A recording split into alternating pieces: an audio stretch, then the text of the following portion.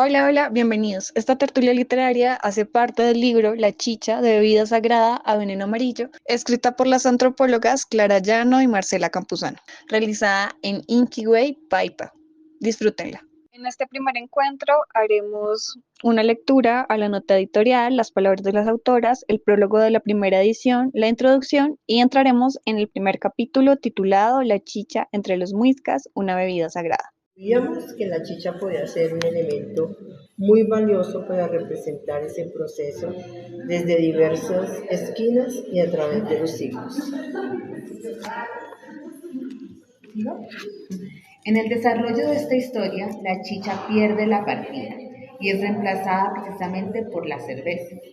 Contrario a la percepción demonizada que se tenía de la bebida indígena, la bebida extranjera, también fermentada, fue recibida e instalada como una de las puertas de entrada a la civilización del pueblo, la industrialización del país, la modernización de las ciudades y al poderoso capitalismo que fue invadiendo poco a poco nuestra vida cotidiana y transformando la manera de relacionarnos y divertirnos, de beber, de encontrarnos y de perdernos. Resultaba extraño centrarnos en algo que parecía poco trascendente cuando nuestro país atravesaba por una de las peores épocas de violencia. Carros bomba en las calles de las ciudades, aviones comerciales con cientos de personas que estallaban por los aires, atentados y asesinatos selectivos contra periodistas y candidatos presidenciales. Resultaba extraño elegir la chicha cuando empezábamos a entender como sociedad y a las malas que enfrentábamos un nuevo monstruo atizador de la violencia, el narcotráfico. David. Al parecer, los jurados de cultura estuvieron de acuerdo en que la chicha podía ser un elemento simbólico, representativo de nuestro pasado indígena y que daría luces de muchos colores sobre el choque cultural y los cambios en la identidad sufridos durante 500 años en el territorio muisca. Porque nos ganamos la beca y con alegría y entusiasmo nos adentramos en el particular universo de la chicha. Buscamos libros, investigaciones, hurgamos en el Archivo Histórico Nacional, recordamos nuestras clases de paleografía para leer documentos en el español de los siglos XVI, XVII y XVIII y como si descifráramos jeroglíficos. Hablamos con arqueólogos sobre el maíz prehispánico, con investigadores expertos en la cultura muisca. Encontramos documentos y archivos de prensa de los siglos XIX y XX en la Fundación Misión Colombia, donde pudimos seguir la pista a la lucha contra la chicha de médicos higienistas, políticos y otros sectores de la élite y a las revueltas populares que provocaron las medidas de prohibición y el cierre de chicherías en Bogotá. De la mano de Osorio Lizarazo, novelista de principios de siglo, recorrimos las calles de la zona céntrica y fundacional de Bogotá y conocimos una ciudad llena de carencias, de capas imbricadas de exclusión, desconocimiento, pobreza, rechazo, ignorancia y una violencia que se esgrimía de manera sutil a veces, de manera explícita y brutal en ocasiones. Conocimos la manera como el aparato social, legal y público estigmatizó con expresiones de crueldad todo lo que oliera, vistiera como indígena o indio, hablara como chicha, bebiera o comiera como muisca. Los resultados de la investigación se publicaron hace 30 años por iniciativa del director del Instituto Colombiano de Antropología, adscrito a Colcultura, bajo el cuidado editorial de CEREC. En aquel momento no nos propusimos contradecir de manera explícita el nombre de la convocatoria, ni siquiera lo discutimos entre nosotros, simplemente esa contradicción quedó plasmada de manera orgánica a lo largo de las páginas, con evidencias sobre cómo aquel encuentro y los posteriores procesos de colonización, formación del Estado y configuración de la República se realizaron a las malas y en esta misma lógica se delinearon la modernización y los atisbos a un proceso malentendido con todo lo que se derivó a él y comprendimos que desde allí se había empezado a forjar esa violencia aguda y crónica que entonces vivíamos y aún vivimos. Ahora vamos a pasar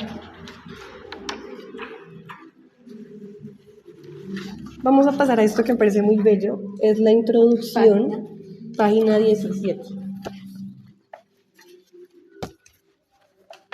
¿Quién se anima? ¿En la introducción? Sí.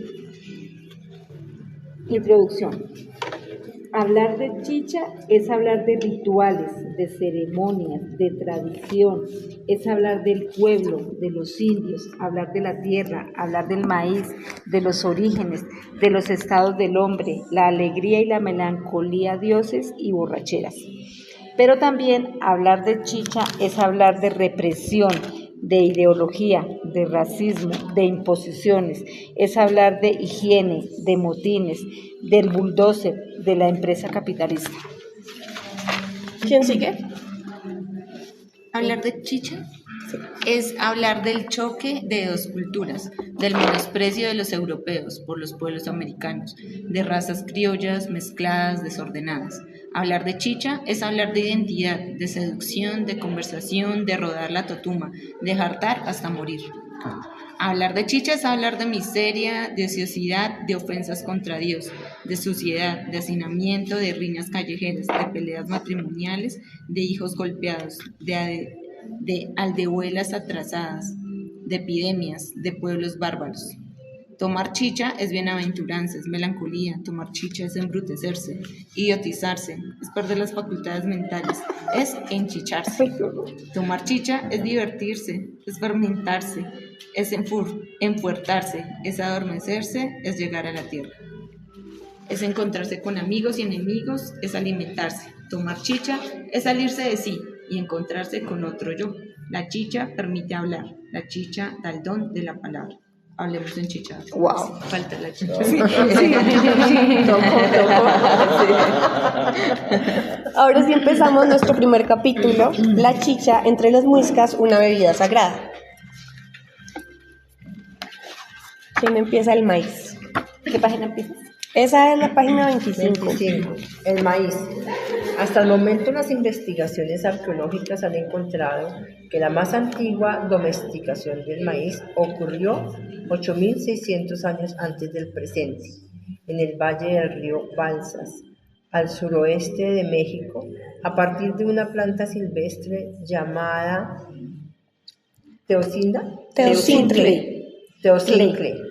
que aún crece en diversas partes de Mesoamérica. Sí, lee lo que es como el maíz. Por ese motivo, y también porque en Sudamérica no se ha encontrado ningún antepasado silvestre del maíz, premaíz. Muchos afirman que fue introducido desde América Central. Sin embargo, nuevos hallazgos arqueológicos de la costa pacífica y en la Amazonía peruana revelaron la presencia más temprana de lo que se había establecido, de mazorcas de 6.700 años de antigüedad antes de su total domesticación en América Central. Estos hallazgos, unidos a la gran variedad de razas existentes en el Perú, hace pensar que en una posible domesticación suramericana del maíz. Según Débora Persoy, por pruebas arqueológicas, el maíz llegó a Sudamérica antes de la evolución de las razas tripsacoides. Me toca corregir las gafas, qué pena con ustedes. No te preocupes. Es decir, a nosotros nos gusta ser evaluadores. Es decir, en Sudamérica también surgieron distintas razas de maíz. ¿Alguien me quiere ayudar? 1986. Así, por ejemplo, el maíz de 8, que representó un paso importante en el aprovechamiento del maíz como alimento básico, pues dio lugar al harinoso de 8, parece haber sucedido en la región andina de América del Sur. Otros autores sugieren la existencia de una raza de maíz reventón raquítico que se extendió desde el centro de Colombia hasta Argentina. En conclusión, las primeras razas de maíz llegaron a Sudamérica desde el centro del continente, pero en el sur también se dieron procesos de domesticación a diferentes velocidades que produjeron diversos híbridos, y cada región fue especializándose en plantas que se adaptaron a sus necesidades ecológicas y culinarias.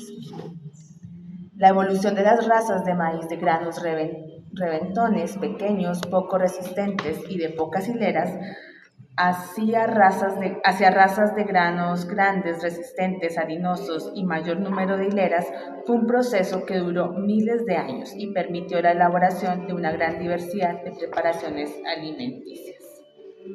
¿Alguien quiere ayudar? Se calcula que hace los 4.000 años AP. ¿Qué es AP antes? Antes del presente, ¿no? Antes del presente. Hoy es un término nuevo. Ok. De escribir antes de Cristo es algo también muy crítico. Entonces ahora es antes Ya no del somos presente. católicos. Ok. Sí. Laico. El maíz se empieza a convertir en un grano básico para la alimentación de los pueblos americanos. Un grano más resistente y de más fácil conservación posibilitó el almacenamiento de excedentes de producción y por lo tanto ayudó a la formación de culturas más evolucionadas. La evolución del cultivo de maíz en el sur del continente y específicamente en Colombia contribuyó al desarrollo sociopolítico y cultural de la población muisca. La producción de un excedente económico es requisito indispensable para la existencia de un cacicazgo y constituye una primera diferencia con la organización tribal. El cacicazgo maneja una tecnología que le permite extraer dicho excedente de su medio, la cual debe incluir un producto básico de la alimentación humana que se caracterice por ser almacenable, generalmente un cereal como el trigo, el arroz o el maíz. O sea, es el maíz como el inicio de la riqueza. acumulación. De la riqueza. acumulación. Sí, ahí empezó el cuento. Bueno, ahí quisiera que paráramos un poquito. Ahí empezó. Que les quiero mostrar la imagen del maíz original, o sea, el maíz teol, Al silvestre. el silvestre teociltle. Al domesticarlo, ¿no? Que se considera domesticar como aislar cepas, corregir, hibridar, mezclar. Sembrar y Que cosechar. es lo que llamaríamos técnicas transgénicas hoy en día. Da una espiguita. Con la diferencia de que igual esto era 6 granitos. selección. Dos, Como selección sí. artificial. Sí. Sí, yo algo ya había visto. Bueno, ahora seguimos en algo la ya lo página había visto. 28 porque sí. los quiero dejar antojados para que se lleven el libro. Esa niña nos corta las partes más importantes. Todo es muy bueno, pero sí, también para que podamos avanzar después en nuestras reflexiones. ¿Y en el 28 desde dónde? Página 28 dice la chicha. ¿Quieres empezar? La chicha. Lo cierto es que gran parte de la cosecha de maíz se debía destinar a la elaboración de un elemento fundamentalmente ritual, la chicha. Es la única bebida de la población de la sabana de la cual tenemos noticia a través de los cronistas, además del agua que era muy abundante. El principal producto hecho a base de maíz no es sin embargo sólido, se trata de la chicha. Aquí. Usos cotidianos. La ausencia de información en las crónicas acerca de las costumbres cotidianas y especialmente de la dieta, como señalaremos adelante, se convierten en un obstáculo para entender el consumo de la chicha entre los muiscas. Algunos autores afirman que la chicha fue una bebida cotidiana. Arciniegas, por el contrario, dice que en ninguna población americana la chicha fue una forma de alimento, y Pérez de Barradas se apoya en la siguiente cita de Simón para contradecir dicha tesis.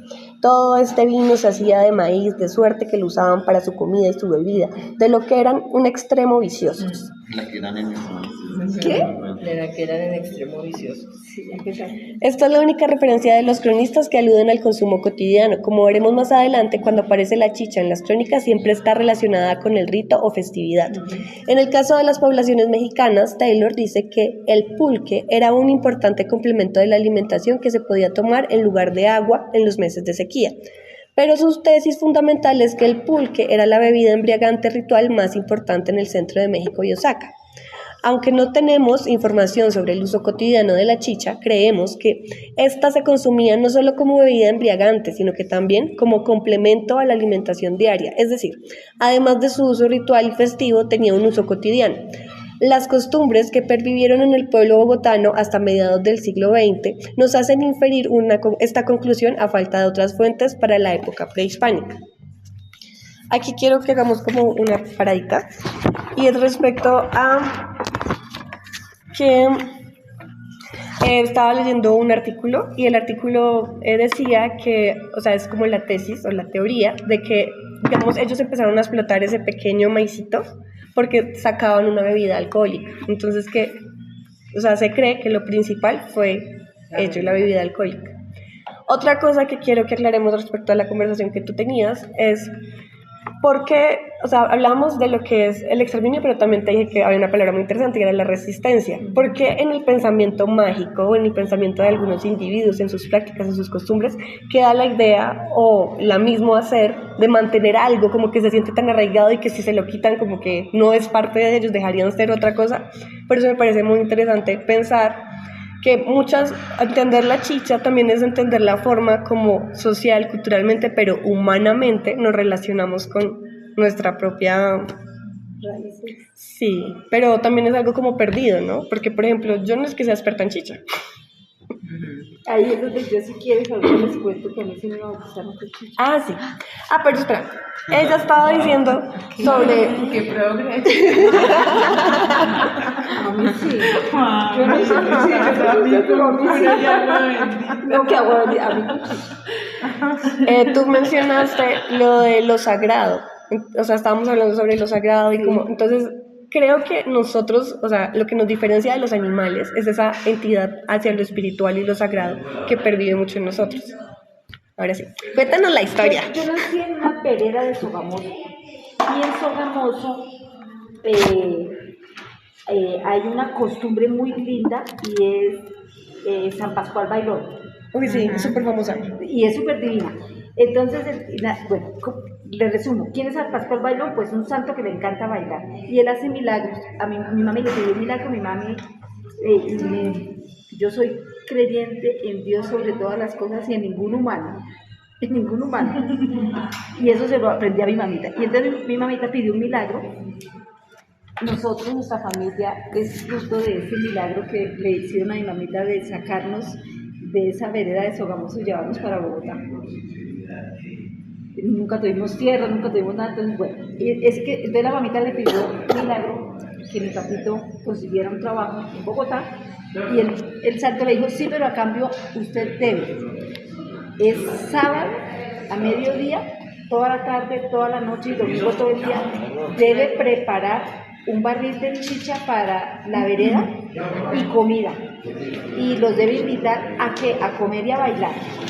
Y si de vez en cuando un rezo. A tomar. Claro, y deben haber 2 ángeles. Y yo tenía 5 añitos y mi hermano 4. Y entonces pues yo la metí. Y allá ponen un cuadro al frente del santo y hay que bailarle con música en vivo. Era música en vivo de guitarra. ¿Pero no baila solo o acompañado? No, yo con mi ángel. Y yo no sé los otros qué harían porque yo estaba muy niña. Y baile.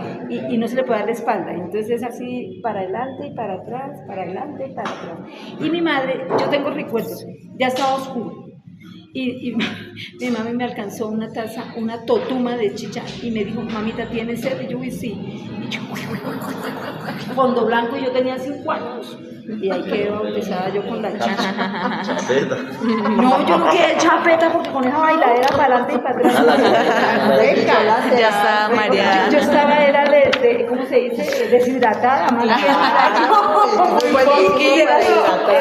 La chicha me hidrató y ahí lo cogí que es el hidratante. Yo hoy tomo chicha y tomo guarapo, yo preparo mi chicha y guarapo. Luego nos fuimos para Bogotá y a los 7 años hice mi primera comunión y allá mi mami me hizo un barril de chicha. O sea, ¿cuál es tu nombre? Gladys, yo te hago una pregunta y es importante. Dices que tú preparas tu chicha, que tú preparas tu... ¿Cómo se hace?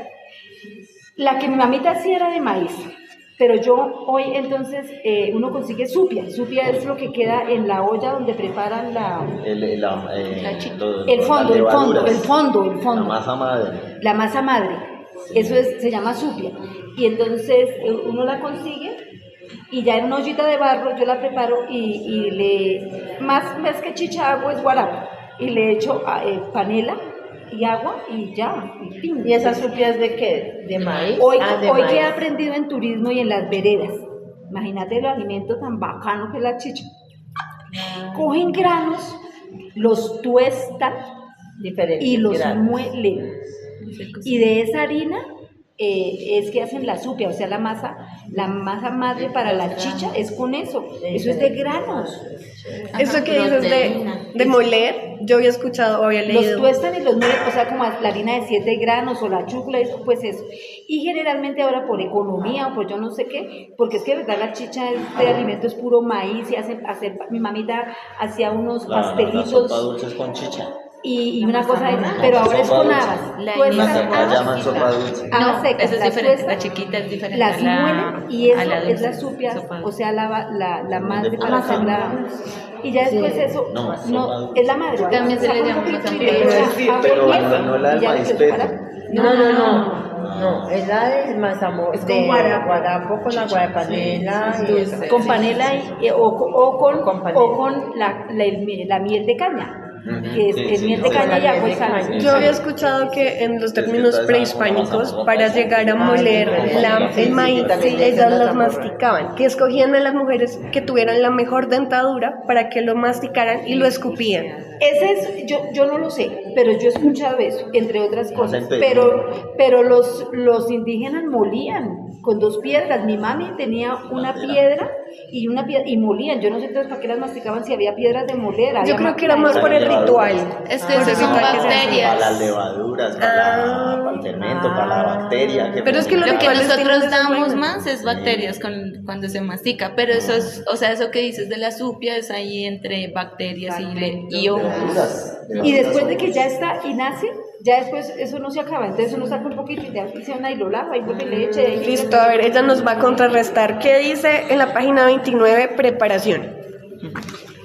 Y ahí en la preparación, yo no he leído, pero me imagino, y cada comunidad tiene su técnica y tiene un secreto profesional y tiene... Y no solo hay chicha de maíz, como por ejemplo. Yo he comido en Santander de arracacha, de zanahoria, y aquí en Boyacá les prometo traerles chicha de durazno. Prometido.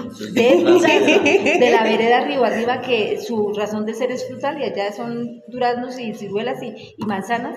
Allá ¿Dónde queda esa idea? aquí después de Mirabal, río arriba, del Chicamocha para arriba, Oye, río, interesante. y allá hacemos, y eso es lo que le ofrecemos a los turistas, y eso es lo que gusta, ese es el producto diferenciador. Y mi tía también hace de feijoa. Eso, de todo se puede hacer, así como se hace ¿Chicha de trabajo. feijoa? Sí, de feijoa le pone a fermentar con la feijoa. Y ya, Con el durazno. y entonces nosotros ponemos a fermentar los duraznos y así. Ya. Yo qué día hice de auyama. ¿Ve? Era mi primera vez. Y chévere. Quedó deliciosa. Y ya, sí. Bueno, No, y yo preparación. sí Entre los Ay, a mí, para indígenas mí. americanos no se conocía la destilación. Todas las bebidas embriagantes encontradas en el continente eran elaboradas por medio de la fermentación. El pulque mexicano era producto de la fermentación del maguey y la chicha. Fue el nombre genérico que se le dio a la fermentación de distintas frutas y granos en el sur del continente. Entre los muiscas tenemos conocimiento de una sola bebida fermentada, la chicha de maíz. Ahí como para hacer un poco ahí como un paréntesis entre lo que cuenta acá la compañera Gladys, ¿sí? Y pues como en los rituales, pues donde queda cierta trazabilidad como de costumbres muiscas, y pues también el hecho de que acá se trabajara el maíz, específicamente lo que se conoce geográficamente como el altiplano cundiboyacense, que pues palabras más, palabras menos era donde funcionaba la nación muisca. Sí. Espera, Sí. ahí ya tu apunte, tengo un mapita que viene como con todas esas cosas. Sí. La nación muisca venía pues desde lo que es hoy en día Pasca, o no sé si alguien conoce un poco. Lo que es Huicán, como es Huicán de la No, Sierra. es del sur. Pasca es Es Cundinamarca. como el extremo sur de Bogotá, Sí. Cundinamarca, Cundinamarca. donde queda la laguna, hay 7 lagunas sagradas, Sí. ¿no? La más al sur Pasca y la más al norte creo que es una de Coquimbo. Aquí está. Y hasta Sogamoso, que es como el extremo norte.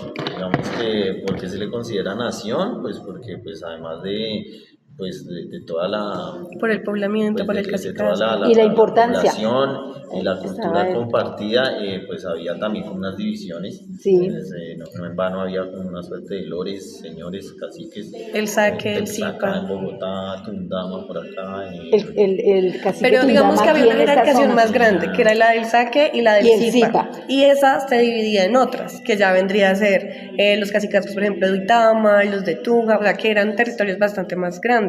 Y en cuanto pues como a la llegada pues de los españoles, pues no hay, digamos como en otras zonas del territorio colombiano, un exterminio como tan avasallador, sino más bien hay como una suerte de relación e intercambio comercial. ¿Sí? ¿En qué sentido? En que pues de algún modo los españoles logran transar su llegada al altiplano y generan como un mestizaje muy inmediato, se podría decir.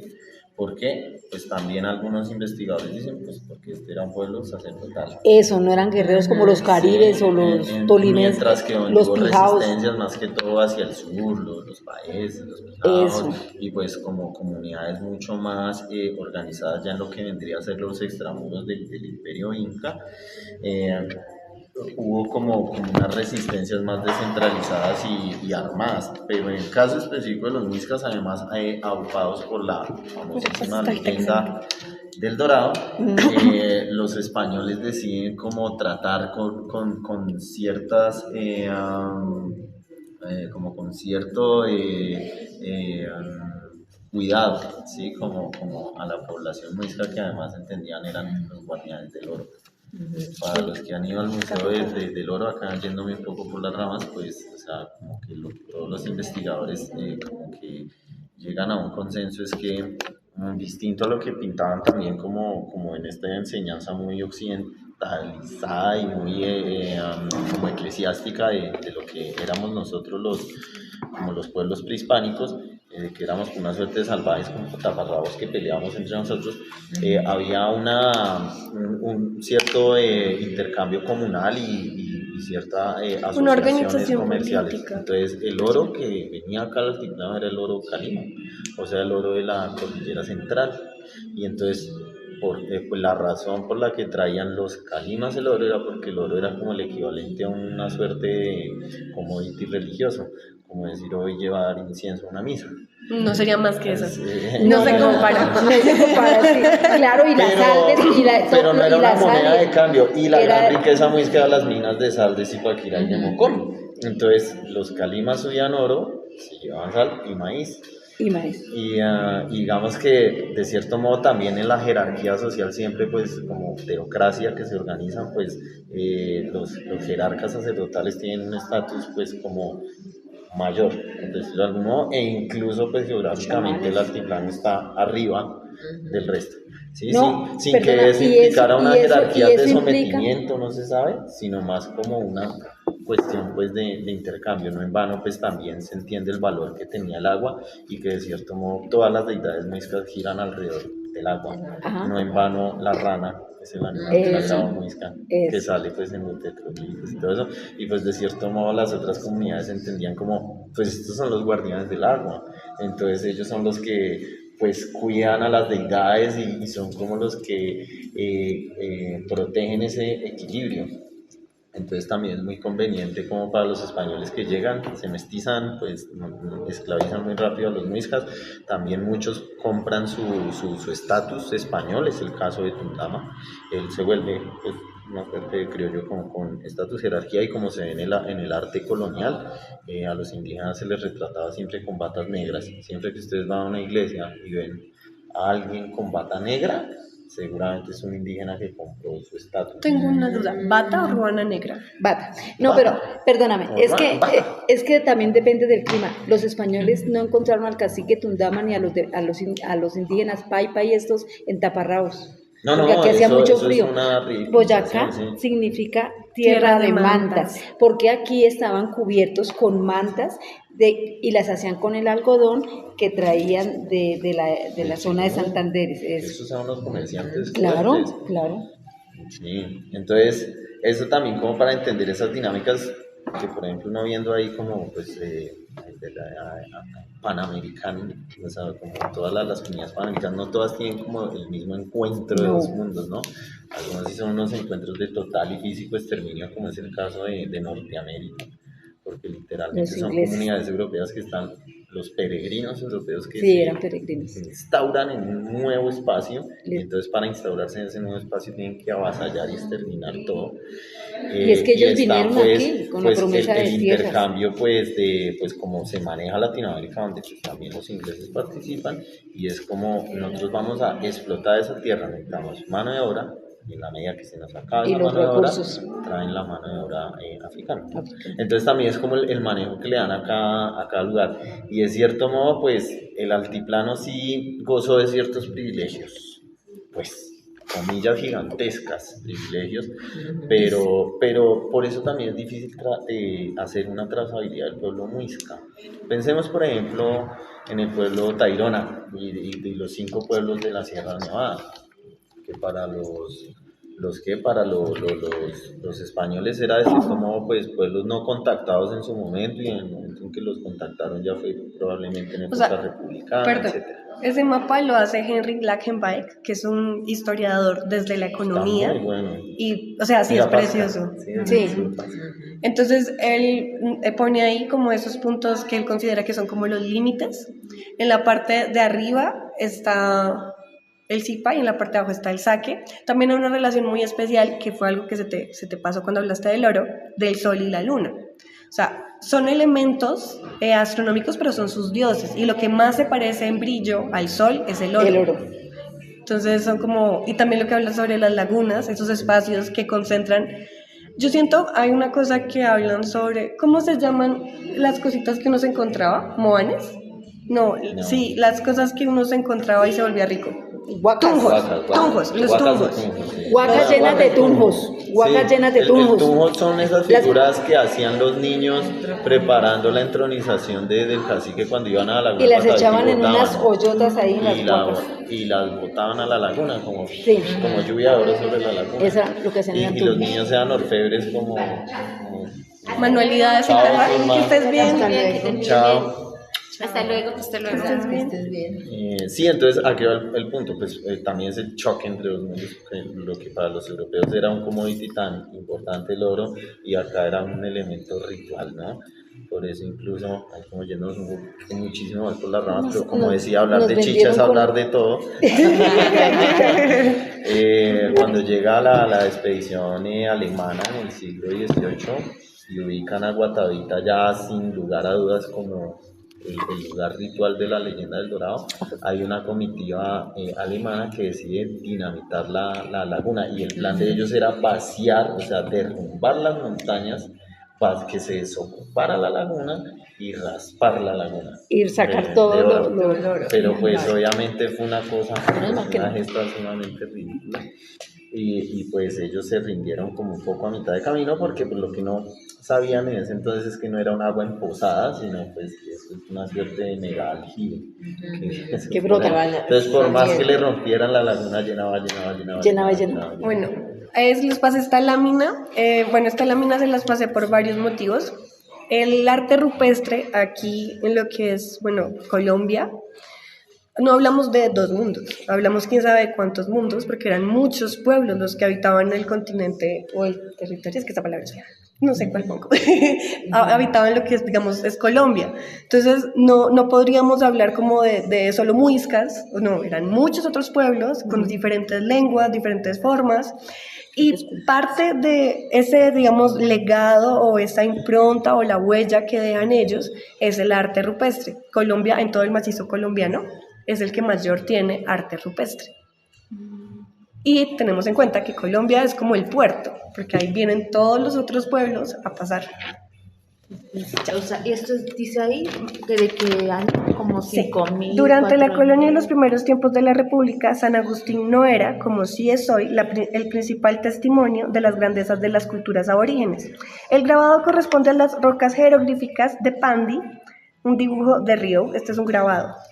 ¿Y sabes ese arte rupestre de hace cuánto data? O sea, la lámina cuando... O en general lo que hay por aquí cerca será de hace 1000 años. Esto es de la expedición 3000 coreográfica de años. Manuel No, Ancísar. no. Esto es de Rio, el francés. Claro, la lámina, ok. pero el arte debe ser de No, es que- años. Y ahora lo que 2000 encontraron años. en Guainía, digo, pues... En Guainía hay un montón. Por eso, Esa que vaina no cabe. lo encontraron hace Ajá. 5 años apenas, 6 años, no sé. O sea, en la primera expedición republicana, cuando ya como República de Colombia, pues ya se decide un poco cómo organizar ese como acervo arqueológico y cultural que es. ¿La expedición como- botánica? Empieza la expedición botánica, pero la Pues- expedición botánica es la primera pata y la segunda pata es la expedición coreográfica. Que es la ¿Coro que- qué? Coreográfica. Coreográfica. Agustín Codazzi. Ah, ya.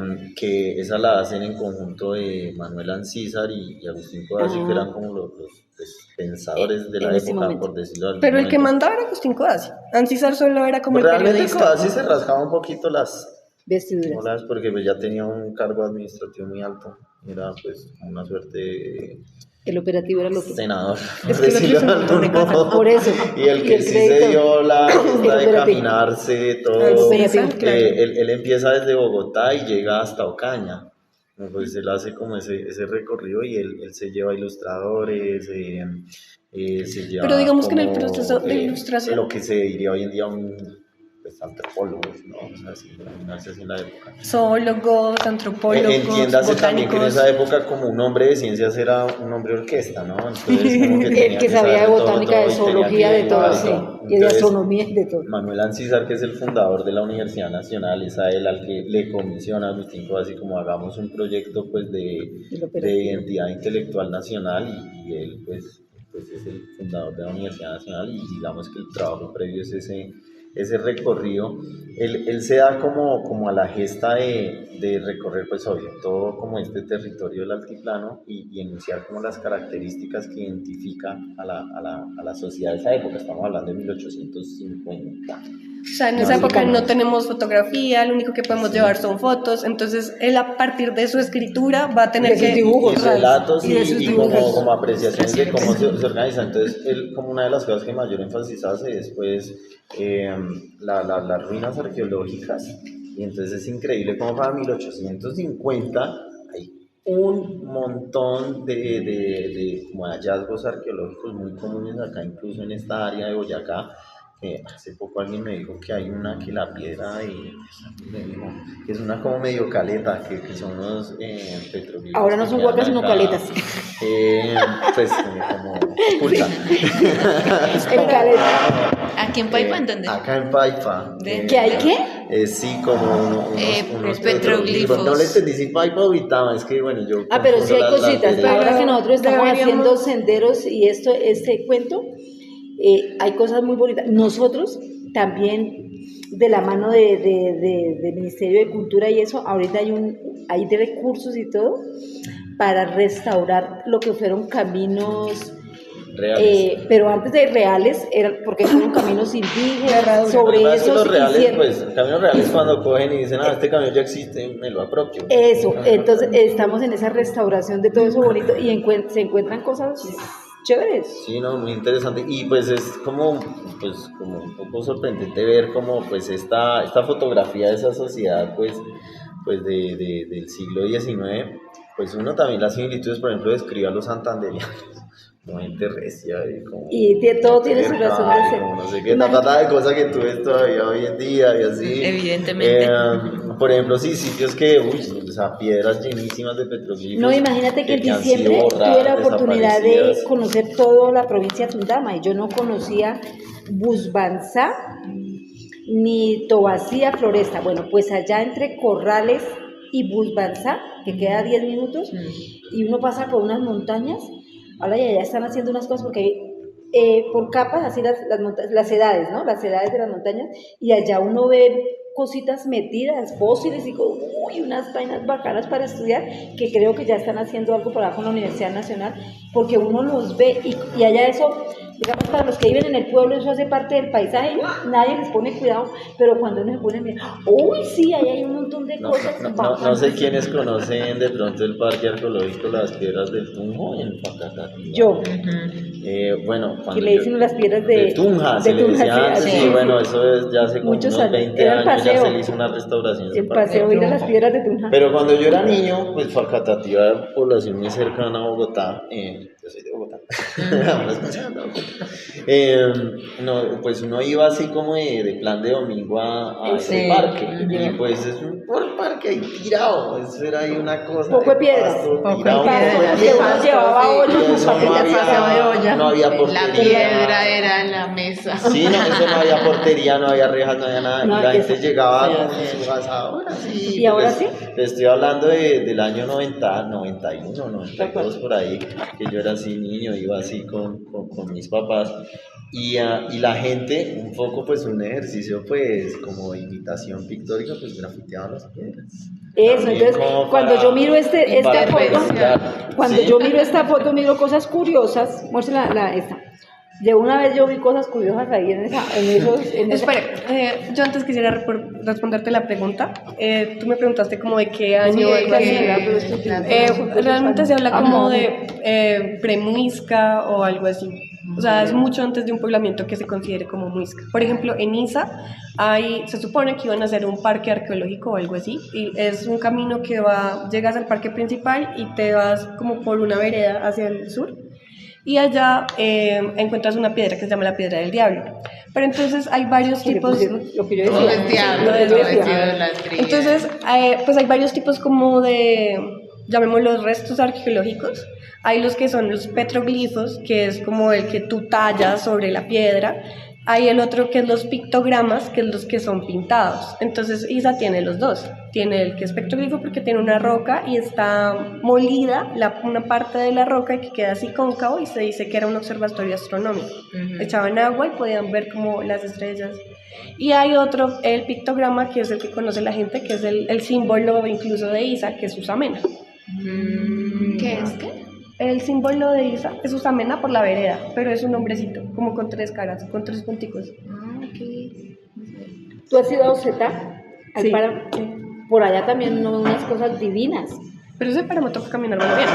Yo, o sea, pasé, pero no como quiero. Fue divino ir a Ocetá. Y sí uno encuentra cosas que precisamente como no había ni recursos o la gente no se preocupaba por cuidar una piedra, pero cuando se ponen a analizarla y a mirar, hay unas cosas divinas.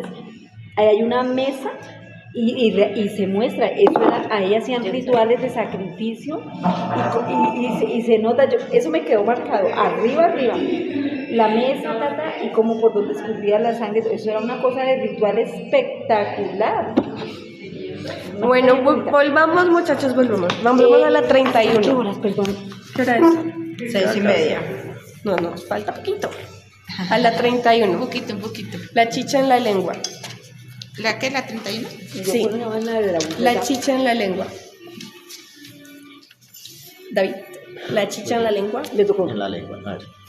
Según Acosta Ortegón, quien recoge la obra de Uricoechea sobre la lengua de los muiscas, chicha en idioma chibcha era sacua.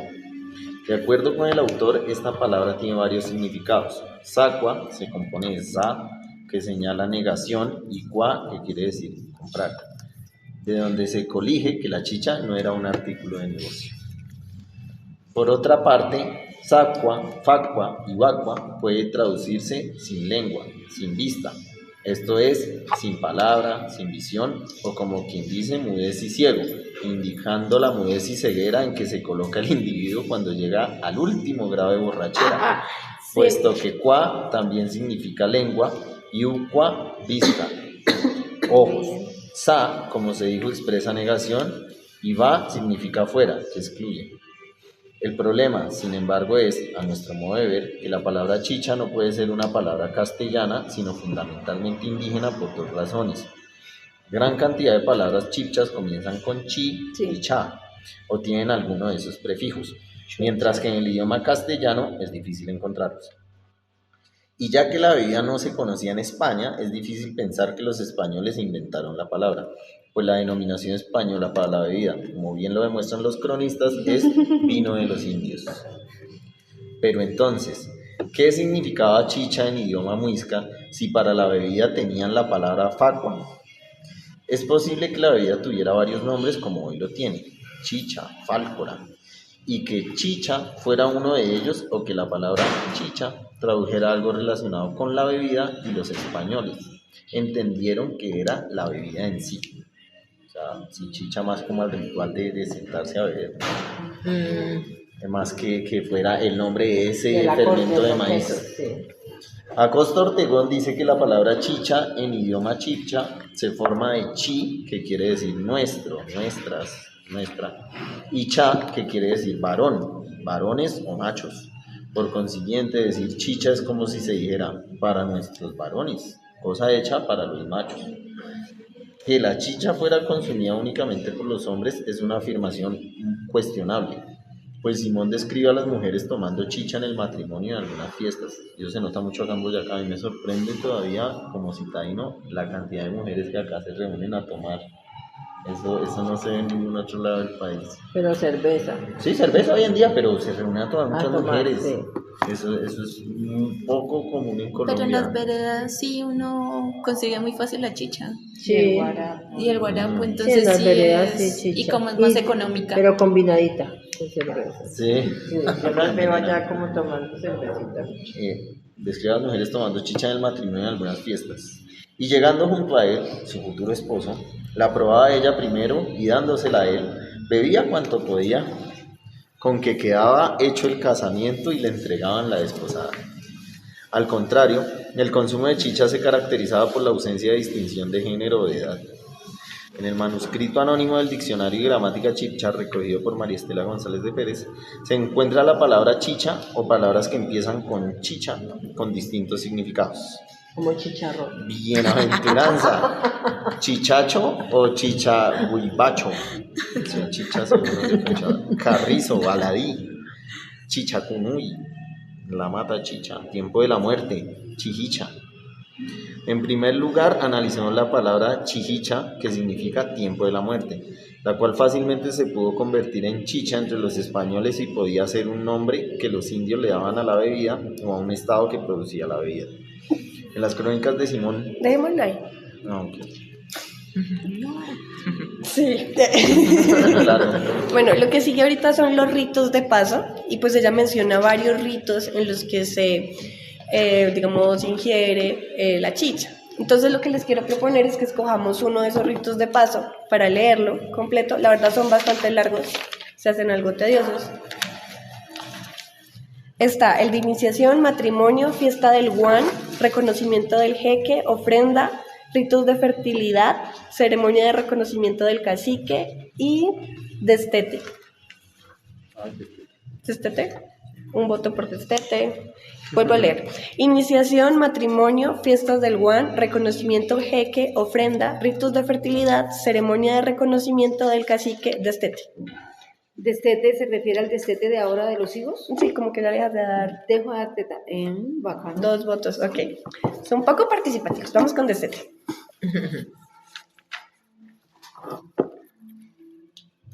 Está en la página 34.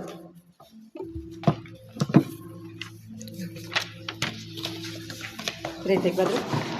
Es destete. Usaban de esta superstición para conocer si los niños habían de ser venturosos o desgraciados, que cuando lo destetaban hacía un rodillo pequeño de esparto con un poco de algodón en medio, mojado con leche de la madre, y yendo con él 6 mozos buenos nadadores le echaban en un río, y tras él los mozos nadando, y si el rodillo se volvía entre el oleaje del agua antes que lo que alcanzasen a tomar, decían había de ser desgraciado el niño, porque se hacía aquello. Pero si lo recogían sin trastornarse, juzgaban había de tener mucha aventura. ¡Wow! Y si contentos se volvían a casa de los padres, y diciendo lo que los había pasado, se hacían fiestas según el suceso. Llegaba luego cada uno de los mozos y otros que tenían convidados, y quitaban con unos cuchillos de caña o piedra al niño que estaba sentado en una manta, un mechón de los cabellos hasta que lo dejaban sin ninguno. Estos se echaban después en el río, donde lavaban al niño, el que era modo de bautismo, ofreciendo al niño algunos dones después de estar bien remojados en chicha, y con lo que se concluía la fiesta. ¿Alguien que me ayude? ¿O cuál? Según Rosso Gauta, a través de esta ceremonia el niño adquiere existencia social. El niño empieza a ser parte de la comunidad y pertenece a los dioses. Se le otorga una identidad social y cultural al darle el nombre. En el primer paso de la ceremonia, la práctica de adivinación de la suerte, el rodillo era el mundo y el algodón el niño, que se tiraba al caos de las aguas primigenias para definir la suerte de este. Era la lucha en el caos por la creación de la vida y la existencia. El segundo paso, el corte del pelo por los miembros de la comunidad, era el ofrecimiento a los dioses de esa parte del niño y, según Rosso Gauta, especialmente a la diosa Bachue, debido a que existe en la zona la creencia de que al cortarse el cabello debe guardarse en un lugar seco, pues si se moja se convierte en serpiente. Mi abuelo conservaba esa costumbre. Sí. Sí. ¿Tu Que dónde nació? No, mi abuelo era de acá de Convita. Aquí pegadito. Sí. Como es bien sabido, la diosa Bachue se convirtió en serpiente y vive en el agua. Posteriormente, el niño se lava en el río como acto de purificación, como el nacimiento a la vida comunitaria. El niño muere su vida de oscuridad y renace por medio de las aguas a la vista de los dioses. De ahora en adelante es una persona con todas las características culturales. Es el renacimiento de la cultura a los ojos de los dioses y los hombres. Allá hacen una cosa ahí comparativa con el bautismo de los cristianos, tal cual. Es que el bautizo es un ritual bastante sincrético. Sí. Pues que muchas culturas tienen ritos iniciales. Pero y estos americanos y el cristianismo, ¿cuánto había que ver? Pero el cristianismo ahí para atrás, ¿cuánto sincretismo tenía? No, por eso. Y yo veo que ellos están diciendo que los indígenas hacían una cosa que lo hacían miles de años antes es que por ejemplo, eso es como celebrar los equinoccios. ¿Sí? Toda cultura en cualquier lugar del planeta celebra los equinoccios. Exacto. ¿Sí? Toda cultura se emborracha y toda cultura se droga, distinto al lugar del mundo donde estén. Esas son como esas cosas comunes, ¿no? Y el agua siempre como significa purificación, entonces también hay, por ejemplo, ahorita en el Inti Raymi las comunidades lo que hacen es ir a estos lugares donde son nacimientos de sus comunidades y se sumergen en el agua. A mí me gusta es el despertar ahora de varias partes de eso, de no nos vinieron a enseñar porque es que eso aquí también ya estaba. Lo que dice el equinoccio lo celebraban. Todas las culturas de la tierra lo han celebrado. Todas las culturas, todos los humanos en la tierra se han emborrachado y se siguen emborrachando. Y drogando, sí. Pues no vamos a... Yo dejé apartado mi libro. Ay, qué bueno. Tirar y me lo voy a gozar. Gladys, muchísimas gracias. De pronto para cerrar hoy hago acá una cuñita publicitaria. La Sociedad del Alambique, pues esta es su segunda coedición, pero pues también tiene este como pequeño fanzine, como a modo de magazine que nosotros denominamos la Sociedad del Alambique presenta Destilando Historias, que lo que hacemos es como una pequeña introducción a lo que nosotros consideramos sería la soberanía tilicandina y porque ese tema es bastante urgente volverlo a recoger y pues también como sociedad contemporánea como que nos repensemos también estos hábitos de consumo. Entonces acá dentro de Destilando Historias incluso van a ver algunas como pies de página que son como fuentes investigativas que usaban las autoras y acá hacemos como unas pequeñas reseñas ya como específicamente, por ejemplo acá se habla como de los Simpsons como el ¿Cómo de los qué? como a los Simpsons como el varón de la chicha, o sea, como esos zares como de la chicha que hubo en esta Bogotá en el siglo XX. También hay como por ejemplo toda esta como estos apartes de la clandestinización de los aguardientes, pues, porque también después de la chicha y ya en épocas pues coloniales, pues se introduce la caña de azúcar, y la caña de azúcar es este nuevo insumo donde se empiezan a explorar también unas nuevas bebidas embriagantes. También las comunidades generan ahí como unos nuevos arraigos de 300 años para acá con lo que significa la caña. Para acá la caña de azúcar es introducida del sur de Asia, ¿sí? La traen también en estos intercambios comerciales los ingleses para pues, hacer monocultivos de caña, y bueno, nosotros pensamos en la caña de azúcar como algo muy, pues ya lo que estamos muy arraigados, ¿no? Entonces, pues también ahí como que Destilando Historias es este gran complemento. Entonces el libro que nos abre ahí como el pie como para esta cohesión con la chicha. Listo. Entonces, Pero si lo nadie tienen se va de acá curiosidad, hasta que también. terminemos el primer capítulo. Bueno, pues, No. Yo lo que les quiero contar es que a las 7 conocí a estos divinos niños, porque una vez mi hijo que anda en Chile, ¿se acuerda de mi hijo? El menor, que en una bicicleta, en una perra. No. Ah, sí, ya me acordé. Ay, sí, ya me acordé. Anda en Chile, Ya me acordé. en la bicicleta con esa perra que recogió. Ah. Y me llamó y me dijo, mami, que mis amigas de Paipa que están haciendo una exposición de pinturas, una cosa divina. Ay, entonces se hizo ahí como Y una niña. en colaborativo el fanzine. El Mira que es una fanzine, historia pero ilustrada de la perrita. divino. Y una niña de ellas, una amiga de ellas, que Natalia. lo hizo, Natalia, divina. Y hicieron, Está genial. se las dejo y Ajá. paso mañana. Sí. Es que ellas son mis vecinas, Como pero yo bueno. me voy. Que vaya bien. Chao, chao. Listo, vamos a mi parte favorita del libro, que es mitología. Oye, ¿cómo se llama? Clarice, yo ahorita subo para la pradera. Pues aquí cuando terminemos por ahí, ¿cuánto? Ya, no, ya estamos Ya diciendo. estamos terminando.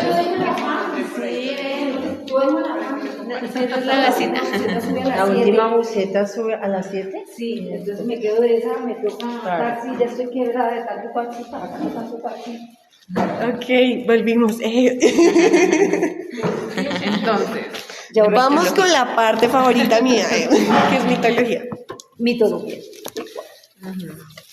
Dice, no se trata aquí de hacer un análisis de la mitología muisca, que por cierto sería muy complicado, sino de mostrar el origen divino que esta bebida tenía. En efecto, Simón habla de dos dioses que tienen relación con la chicha.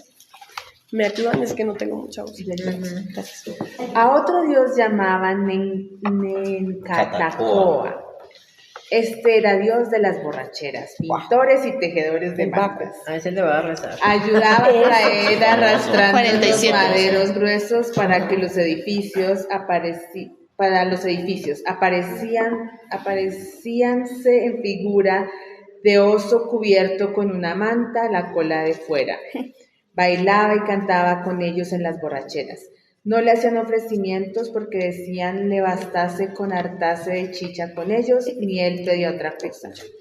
Y esa era la razón por que se hallaba a la rastra de los palos, porque en aquella ocasión se bebe mucho. Llamábanle otros fo, que quiere decir zorra, porque en figura este animal se parecía algunas veces para que correspondiese la zorra con la borrachera. La zorra, A otros dios llamaban Chaquén. Este tenía a su cargo los términos y los puestos que señalaban cuando en alguna fiesta ordenaba el cacique corriesen los más valientes indios la tierra con premios que para esto se ponían. Dedicábansele también los adornos de la borrachera y fiestas con toda la plumería que usaban en ellas y en las guerras. ¿Listo? ¿seguimos? Espera, ¿dónde llegaste? Terminé la cita. Ah, ok. De la 47, y ahí queda. Ok. Nencatacoa y Chaquén no eran dioses principales en la cultura muisca. Es más, Rosso Gauta dice que las noticias de los cronistas son tan pocas y las actividades de estos tan sencillas que más bien parecen espíritus del bosque que dioses, por cuanto su trabajo consistía en ayudar a cargar los maderos a Nencatacoa y asistir a las borracheras a Fo. Lo mismo pasa con Chaquén, al cual parece como un espíritu capitán que cuida los sitios por donde deben pasar las carreras rituales. De todas formas, fueran dioses, espíritus o ayudantes de los dioses principales, Nencatacoa, Fo y Chaquén tienen un origen divino o mítico. La chicha es la única ofrenda que se les hace y una de las actividades principales es asistir a ciertas celebraciones y borracheras, como ofrendas o con su presencia. Estos personajes estaban presentes en las fiestas y de ahí el origen divino y sagrado de la chicha. La chicha, posible alimento de los dioses muiscas, así como el soma, era la bebida de los dioses indios y la ambrosía, el trago predilecto de los dioses del Olimpo.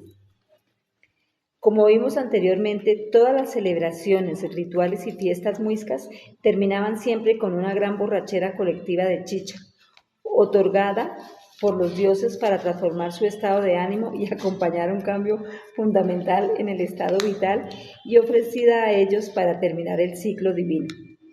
El hecho de que toda ceremonia y ofrecimiento terminara con borracheras y bailes también demuestra que, aun por insignificante que pareciera la celebración, el beber chicha daba al acontecimiento un carácter sagrado, ya que ellos creían que al hacerlo estaban ofrendando al dios Nencatacoa y que él también participaba en la borrachera, pues bebía con ellos. El gusto y el placer que les proporcionaba esta bebida se demuestra en la creencia de que era consumida por sus dioses. Podemos decir que la gente muisca tomaba chicha no solo por su significado divino, sino por las transformaciones en el estado individual y colectivo que se pueden alcanzar con el licor, sino también por un gusto particular hacia los productos del maíz. Entre los muiscas no existían muchas restricciones en cuanto a la cantidad de la bebida que se podía consumir en sus rituales. Bebían hasta caerse de la borrachera, perder la visión y la lengua, y pasaban muchos días tomando sin que este comportamiento fuera censurado socialmente. Eso no nos permite afirmar que bebían todos los días o que fueran personas alcohólicas, dependientes o viciosas, como pensaron los cronistas y algunos estudiosos desde el siglo XVI hasta nuestros días. Las restricciones que se imponían estaban relacionadas con los momentos y situaciones en los cuales podían emborracharse, mas no con la cantidad que se ingería. El hábito de tomar chicha en cantidades exorbitantes seguirá siendo la pauta durante la colonia y la república. Sin embargo, las restricciones del consumo surgirán de imposiciones de parte de la Iglesia y los gobernantes. El exceso en la bebida empezó a ser, desde que llegaron los españoles, una preocupación constante de las autoridades y grupos dominantes que, como veremos más adelante, solo hasta la segunda mitad del siglo XX lograron su propósito de disminuir este hábito de consumo de manera radical. Terminamos el primer capítulo. Bueno, les quiero hacer